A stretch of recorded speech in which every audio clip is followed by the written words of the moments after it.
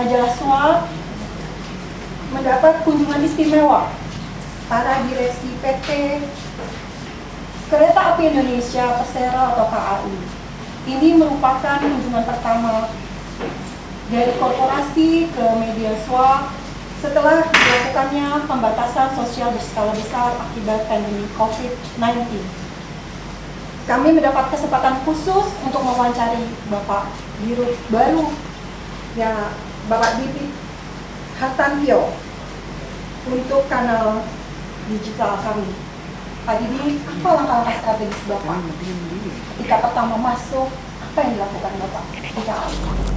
Baik, terima kasih Mbak Erning dan para sahabat SWA yang saya cintai dan saya banggakan.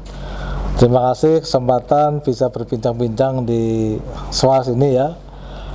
Mbak Erning, memang kondisi kereta api sekarang ini terdampak sekali oleh COVID-19 ya. Seperti sampaikan tadi, saya sejak tahun 2016 menjabat sebagai Direktur Keuangan ya, selama kurang lebih 4 tahun lebih ya. Kemudian sesuai dengan SK Kementerian BUMN nomor 142 tanggal 8 Mei 2020 diberikan amanah baru sebagai Direktur Utama atau CEO PT Kereta Api Indonesia.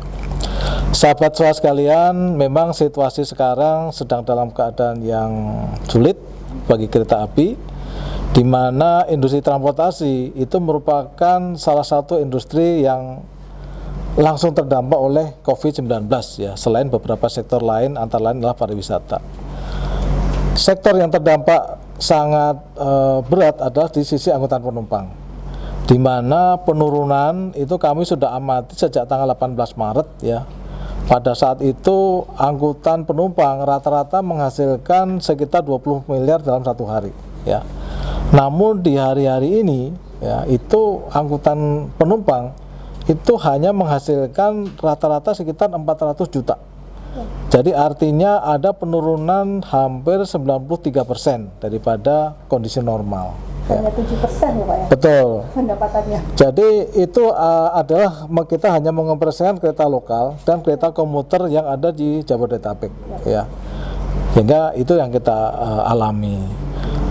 Apa strategi kami di dalam menghadapi situasi ini ya, ada 4 strategi utama yang kami akan lakukan dan kami sudah lakukan. Pertama adalah kita memprotek people, di mana kita memprotek seluruh pegawai dan pelanggan kami dengan cara memberikan APD yang lengkap, kemudian melakukan pola kerja sesuai dengan protokol COVID-19 yang diterbitkan oleh gugus tugas penanganan COVID ya, yang dipimpin oleh Pak Doni Monardo.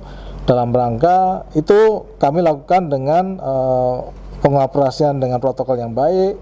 Kemudian kami himbau para pegawai kita itu ketentuan work from home. Kemudian juga dengan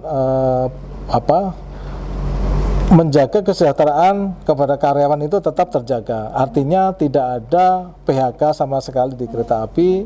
Kemudian juga tidak ada pengurangan gaji ya. Bahkan THR pun kita bayar tepat pada waktunya. Padahal ya. Pendapatan hanya 7%. Nah, pendapatan hanya 7% dari angkutan penumpang. Nah, ini yang pertama tadi ya, protek people dulu. Kemudian kedua, kita securing cash dan liquidity ya.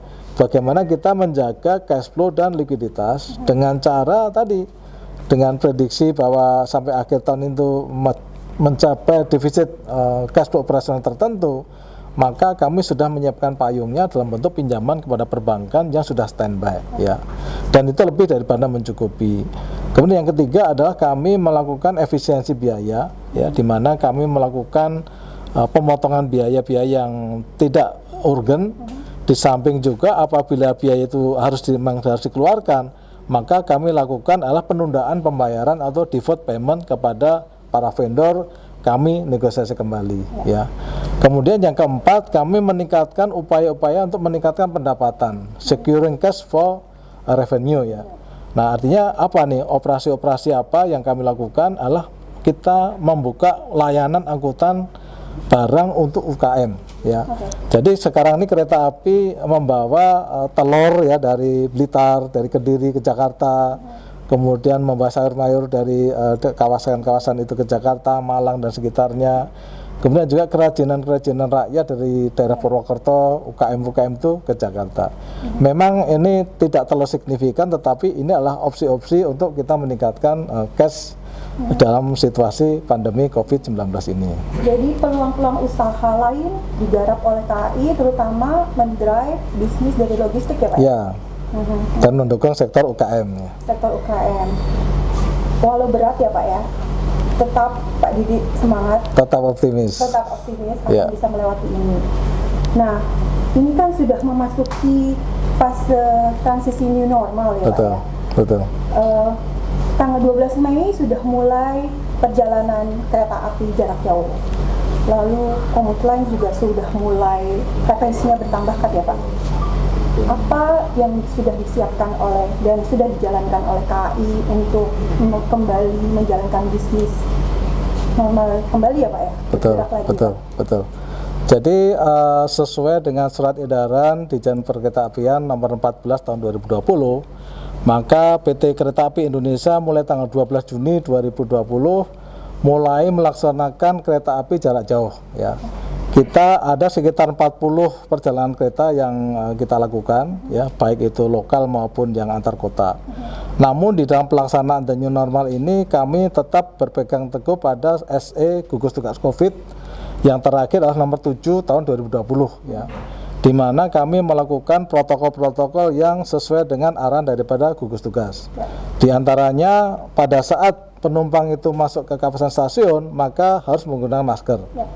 Kemudian pada saat mau masuk diukur suhunya maksimal adalah 37,3.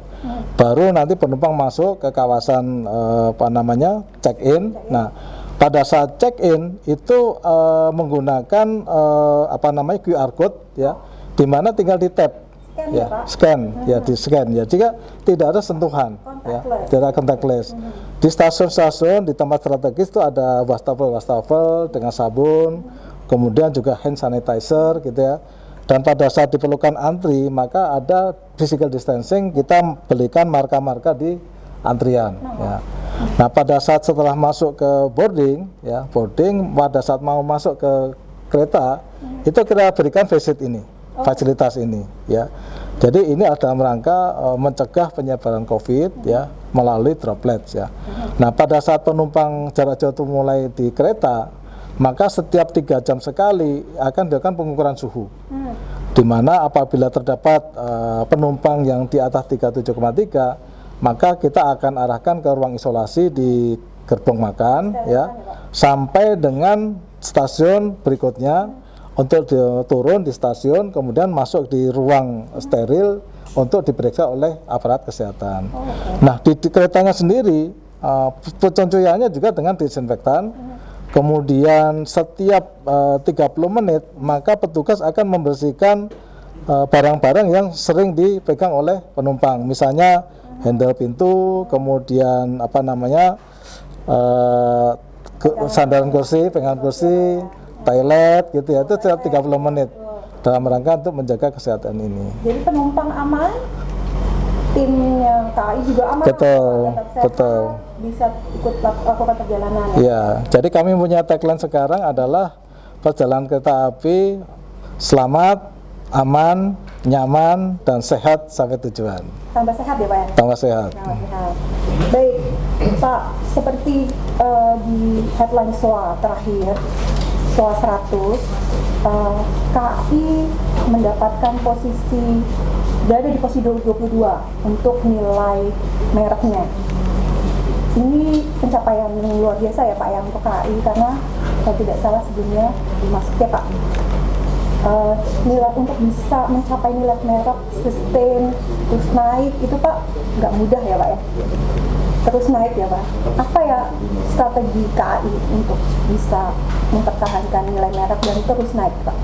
Ya, jadi saya terima kasih kepada majalah SOA yang sudah menempatkan PT KAI menjadi salah satu most valuable brands, dan langkah pertama langsung ada di ranking 22 ya. Kami sangat bersyukur. Namun demikian ini mengandung konsekuensi bagi PT Kereta Api untuk mempertahankan dan memelihara ranking ini supaya tidak turun ya. Nah, langkah-langkah apa yang akan kami lakukan? transformasi akan kami terus lakukan, ya. Kami ke depan akan membangun integrasi moda transportasi, ya. Visi kami ke depan adalah menjadi solusi ekosistem transportasi yang terbaik di Indonesia. Jadi menjadi solusi ekosistem transportasi yang terbaik di Indonesia. Kami akan melakukan kolaborasi dengan moda-moda transportasi yang lain dan dengan platform-platform pembayaran yang lain, ya, dalam rangka untuk membangun integrasi tidak hanya infrastrukturnya tetapi adalah soft infrastrukturnya. Jadi nanti para pelanggan kami pada saat menggunakan layanan kami itu bisa menggunakan end-to-end. Jadi first mile dan last mile-nya itu bisa menggunakan platform KAI Akses, ya, di mana dengan tiketing yang sudah dibeli maka kami akan tawarkan first mile apa, alternatif first mile apa yang akan digunakan oleh pelanggan. Demikian juga last mile-nya, ya. Jadi pelanggan itu sudah tidak berpikir lagi, oh nanti naik apa menuju stasiun, setelah stasiun naik apa. Jadi sudah tahu satu platform termasuk sistem pembayarannya. Jadi arahnya akan ke sana. Itu untuk yang jarak jauh. Untuk yang di komuter pun, maka kami dengan Pemprov DKI sudah membentuk namanya Moda Integrasi Transportasi Jabodetabek. Itu merupakan gabungan antara kereta api dan MRT Jakarta. Kami sudah menata 4 stasiun, yaitu Tanah Abang, Pasar Senen, Juanda, dan Sudirman, di mana kita bangun integrasi antar moda di situ. Memang sekarang baru infrastrukturnya, tetapi kita sedang menuju ke penyatuan tiketingnya.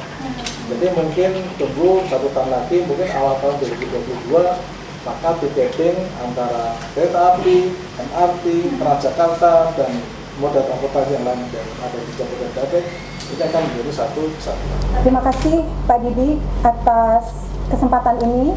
Semoga Pak Didi terus sehat, informatif, amin, berjuang meningkatkan kinerja KAI. Terima kasih Sobat